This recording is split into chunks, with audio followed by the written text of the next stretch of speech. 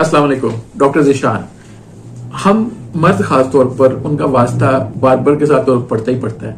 तो बार्बर के पास जब हम जाते हैं, बालों की कटिंग करवाते हैं, तो बालों की कटिंग करवाने के बाद एक प्रॉब्लम पैदा हो जाता है कि ये जो हमारी वो ट्रिमिंग के बाद बालों की वो ये नीट करता है उस तरह के साथ। तो बाज़ औक़ात अगर बार्बर आपका हाइजीन को पसंद ना करता हो, मतलब वो हाइजीनिक उसके औजार ना हो, मतलब वो ऐसी सफाई को खास तौर पर उसको मद्देनजर ना रखता हो, तो उसमें बहुत ज्यादा जरासीम होने की वजह से खारिश पैदा हो जाती है।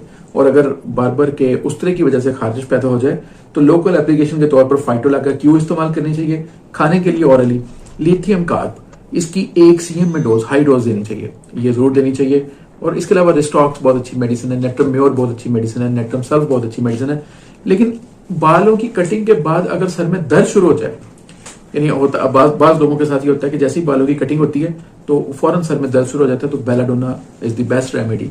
तो इसलिए इन मेडिसिन को याद रखें, लेकिन सेल्फ मेडिकेशन से परहेज करें।